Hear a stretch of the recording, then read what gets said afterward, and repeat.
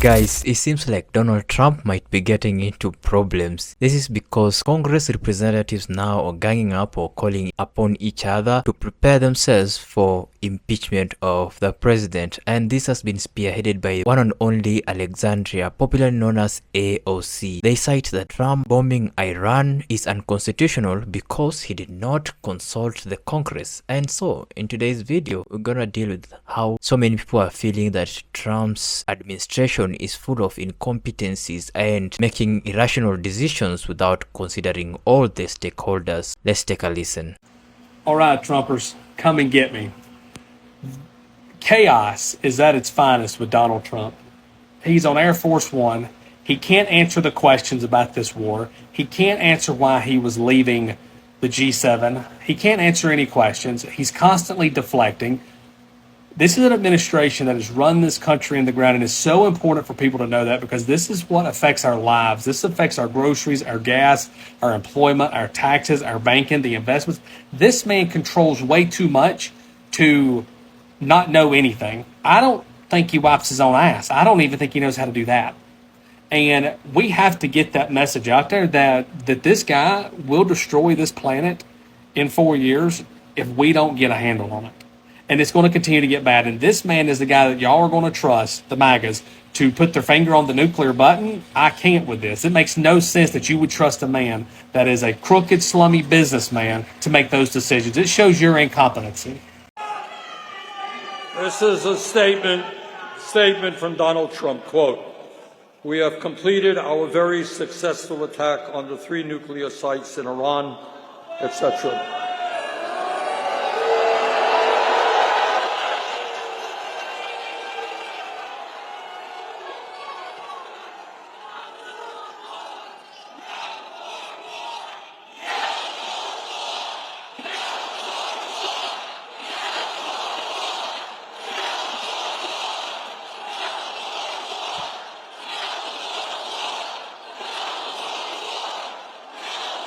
I agree.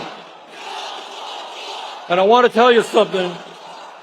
Not only is this news that I've just heard this second alarming, that all of you have just heard, but it is so grossly unconstitutional. All of you know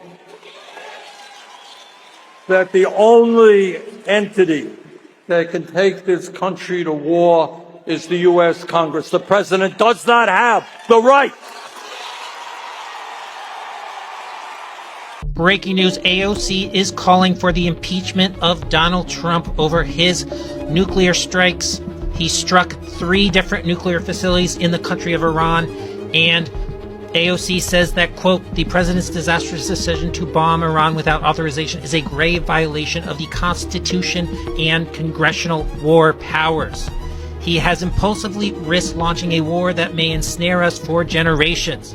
It is absolutely and clearly grounds for impeachment." And again, this is Alexandria Ocasio-Cortez, the representative from the state of New York, who is calling for the impeachment of Donald Trump. Now, as you know, we reported that there were B-2 bombers flying to Iran this weekend to conduct a strike. That strike has now occurred. He struck Isfahan, Natanz, as well as what I said, Fordo, the one in the mountain. Here's a good map from the New York Times that shows where it is. We have some breaking news. AOC is calling for Trump's impeachment after his strikes on Iran. President Trump just ordered U.S. forces to bomb 3 Iranian nuclear sites without a vote from Congress. And tonight, Democrats are warning that he may have broken the law. Congresswoman Alexandria Ocasio-Cortez, AOC, says the strike is a grave violation of the Constitution and congressional war powers. She wrote, and I quote, "He has impulsively risked launching a war that may ensnare the U.S. for generations. This is clearly grounds for impeachment." AOC isn't alone. Representative Sean Casten said Trump's strikes violates the War Powers Act, which requires presidents to get approval from Congress before engaging in military actions. unless there is an imminent threat. No such threat has been proven. Trump has claimed the strike was necessary to protect Israel and stop Iran's nuclear program, but he hasn't shown the public any evidence. Under the Constitution, only Congress can declare war. Past presidents, even in crisis, held votes before launching military attacks. Now he is being called a constitutional threat by members of his own government. And for AOC, this moment is about accountability. Not just for what happened in Iran, but whether the rules of democracy still apply. She says if Trump can launch a war without a vote, he shouldn't be president at all. Now, it seems like Trump would really get into trouble with this one because, like I was saying, he did not consult all the stakeholders. And war is something that could be long-term. It's something that could change the future of a country, the shape of the economy, and so many things that war brings in and about. This is something that needs to involve all the stakeholders. Given that the Congress was not engaged in this, then so many of the Congress personnel or representatives feel like this has to be grounds for impeachment, just as the other speakers have said. Now, Congress is usually given the powers to declare war, but in the president's defense, in other circumstances, I'm not saying it's this circumstance, also there is no much evidence in this situation that the president has a power to declare war, although the constitution says that if the country is facing imminent threat, then the president is under no obligation to consult, maybe let's say the Congress. Like, he's supposed to just, go to the situation room and just discuss with the security personnel and make a decision on it. If it's to assault or to attack, then that is that. But in this situation, it seems like Congress feels like US was not under any imminent threat, and so Donald Trump was not in any capacity to declare war on Iran and to bomb Iran. Another thing I was looking at, it seems like also those bombs that the US military dropped on Iran, it seems like it did not make a huge impact. I was seeing the aerial shots and it seems like, oh my god, man, traveling 36 hours and using all that money like to fund that activity, that is like a failed operation to me. But anyways, hey y'all, just coming through right quick. Listen, AOC is calling for Donald Trump impeachment. AOC is calling for Donald Trump impeachment. Yesterday, when Donald Trump decided to strike Iran, he did not include any Democratic leaders in that decision. They had already asked him not to do it because he did not have permission from Congress. And you're supposed to have a permission from Congress to start a war. Donald Trump did not listen to them, and he went ahead and struck Iran anyway. Now AOC is calling for his impeachment. Some of them are asking for him to go before the international courts, y'all, so that he can be prosecuted, because you cannot go to war as a country without informing the other countries. We have a G7 agreement, and you supposed to let them know. So y'all, we don't know what this look like, but look, stay tuned. President Trump just shocked the world. He refused to rush into bombing Iran, even as the British establishment, speaking to former MI6 head John Sowers, demanded they just get on with the bombing. This isn't a crisis about the Middle East or a story about the real fight between Trump's friends and the warmongers. That's the media's take. The real battle is much bigger, and it's about who controls the future of Eurasia and the United States, and with it, the future course of the world economy. It's a battle between the old British Empire trying to reassert its control and the President of the United States reestablishing our sovereignty, our productive identity, and creating a great power productive alliance for development and peace. I'm Barbara Boyd. I've studied British manipulation of the Middle East for decades, ever since my friend Lyndon LaRouche proposed joint economic development to Iran and Israel in 1975, and then fought for it throughout his life. Today, Trump is poised to blow up decades of British imperial games. Instead of informing you about the real stakes, the media focuses on the drama about Trump's coalition, the divide between the forever war industrial complex and the Trump base, which voted for an end to these wars. In this video, I'm going to show you the real Donald Trump and his vision for the world. Then I'll detail the war situation as it stands. Finally, I'm going to tell you what you can do as a citizen to participate in this fight, not just sit in the corner, bombarded with the fear-mongering of the mainstream media. Donald Trump wants to transform a dying globalist order into a world of sovereign, prosperous nations. That's why when Bill O'Reilly asked him about bombing Iran, Trump was most concerned about the impact on Russia and China. That's why he walked out of the G7 on Monday saying, "Your system causes wars." He knows that full-time urgent production and reindustrialization is the only way out of the debt crisis our nation and the world is facing. That type of production requires peace. A war now will sink it. Let's hear Trump in his own words speaking in Saudi Arabia. Before our eyes, a new generation of leaders is transcending the ancient conflicts of tired divisions of the past and forging a future where the Middle East is defined by commerce, not chaos, where it exports technology, not terrorism, and where people of different nations, religions, and creeds are building cities together, not bombing each other out of existence. We don't want that. I'm going to need all of the no new wars, MAGA, to sit all the way down. Donald Trump just bombed Iran. Donald Trump is taking us into a new war. Oh, and all you America First people can go ahead and sit all the way down too.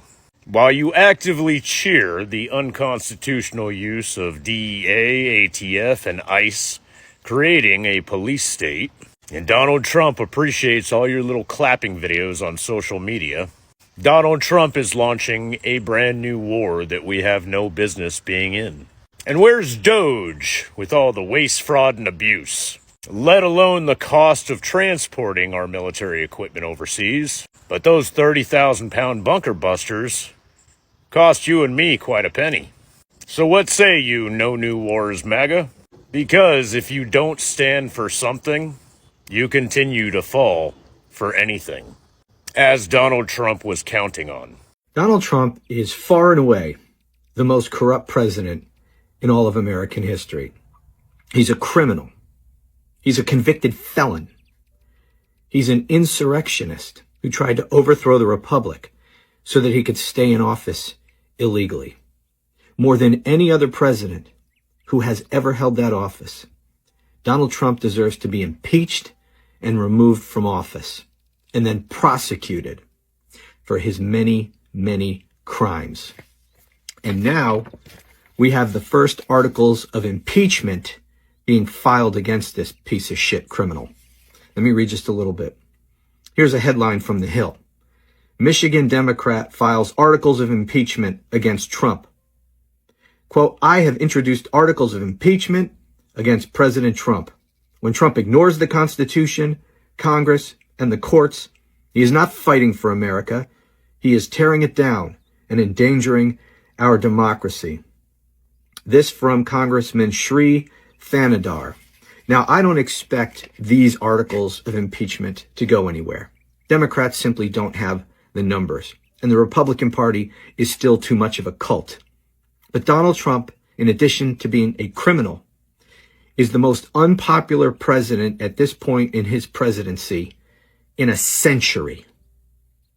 Donald Trump is horribly unpopular, historically unpopular. One poll has him at 39% approval.